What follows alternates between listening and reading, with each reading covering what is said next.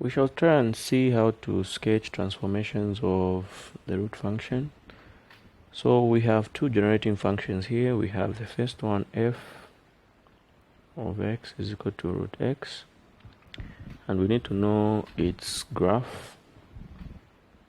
So graphically, this function is like that. We have y, we have x. This is our x. We have the origin, so it starts from the origin and it goes to the right in that way.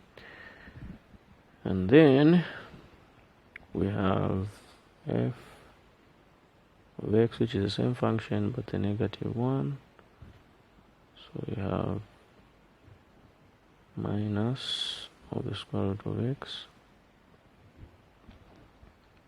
So this one is the same as the one we're from looking at.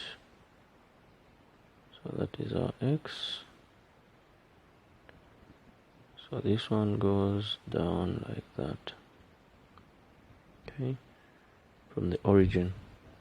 So the domain for this function, we have x values where x is real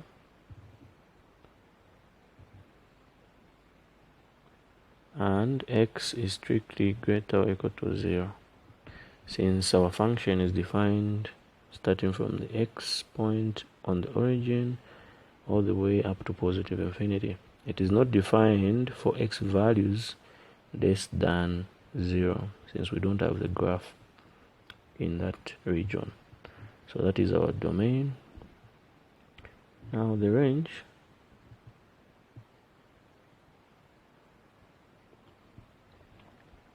we have y values where y is real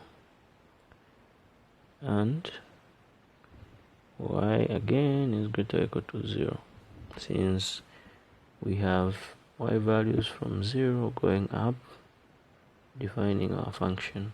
Then for the x, we have from 0 going to the right. So what we can see here on the second graph, if we do a vertical line test, our domain is the same as the domain for the previous one. Okay, so we have x where x is in R and x is strictly greater or equal to 0. But the range is different, since our graph is starting from 0 going down. So all y values where y is real, but our y value now is less or equal to 0, since it's going down like that. So we can look at a few transformations of these two graphs. We can look at two examples of the same. So we can have, say, f of x is equal to the square root of x plus 1. So we get what is inside. We say x plus 1 is equal to 0. So we'll solve and we'll have x equal to minus 1. And then y will always be equal to what you have after the root, which is nothing, so it's 0. So these two, they help us to find the new xy plane on which we draw our sketch. So we have y, x.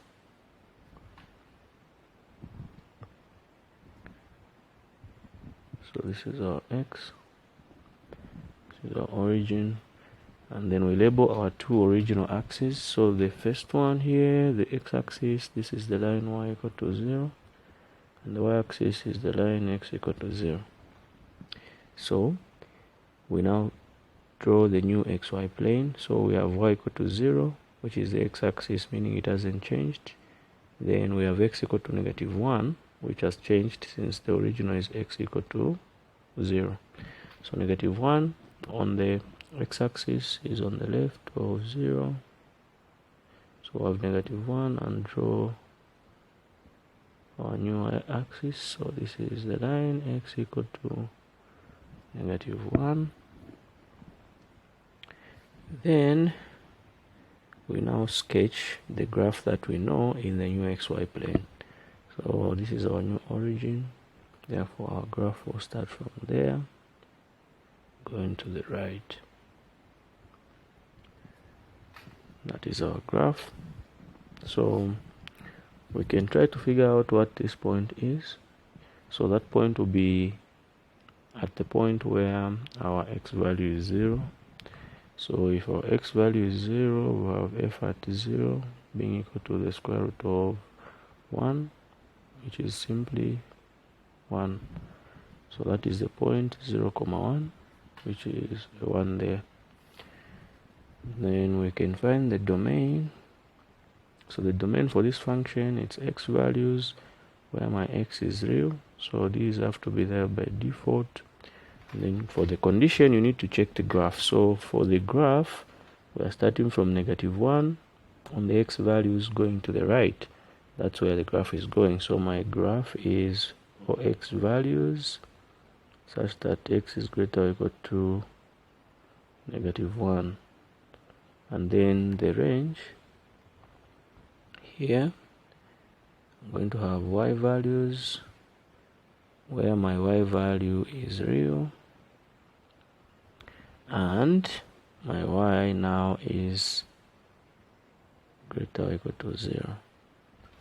So that is greater or equal to 0, since I'm starting from this point going up on the y values there. So that is our solution to that one. We can take a look at another question, another example. If we have f of x is equal to the square root of x minus 1.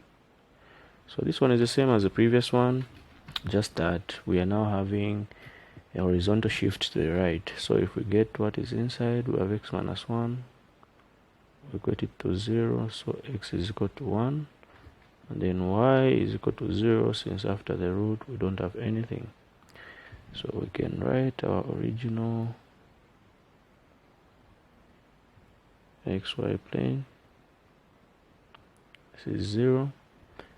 We can label this. This is x equal to 0, and that is y is equal to 0.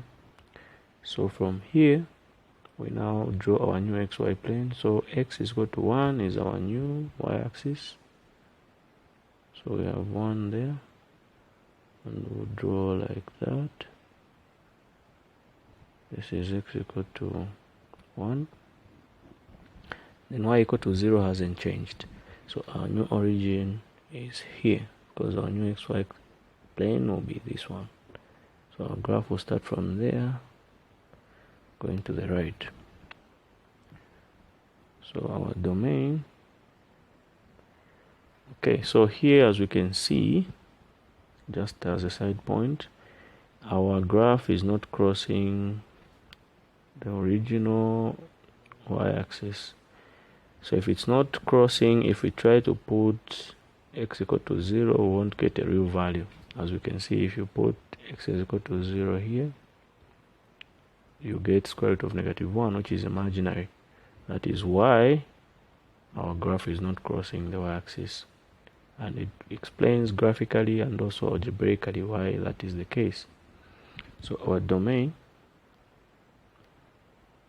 applying the same principle, we have x values where x is real, and now my x is greater or equal to 1.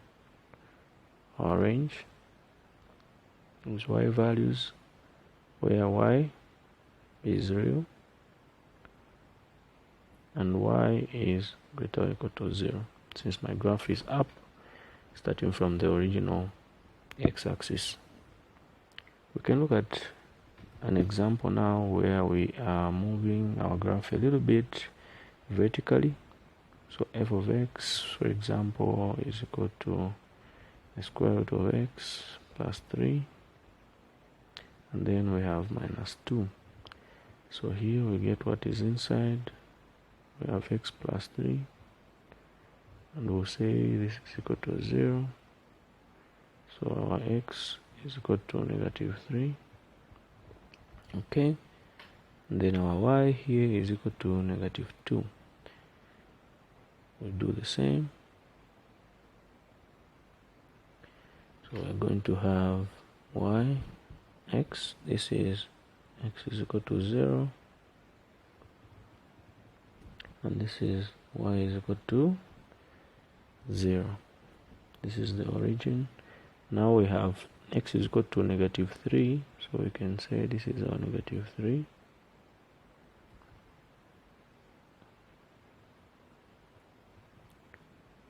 This is x is equal to negative 3, and y is equal to negative 2.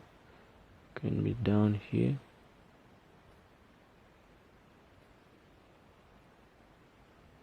Okay, so this is our new origin, and we're dealing with the positive root. So our graph will be there, and it will go up like that. Okay, so that is what we are going to have on that part. So if we find the domain, so the domain will be x values which are real, and observing from the graph, so here we have negative 2. Observing from the graph, here we have negative 3 on the x, so it's starting from the point negative 3 going to the right. So we have x values starting from negative 3 and increasing on the right. And then the range, we're going to have y values where y is real, but y is now strictly greater or equal to negative 2, since our function is from the line negative 2 and increasing vertically. So remember to post all your questions in the comment section below, and also subscribe to the channel and hit the bell icon for more notifications on new content.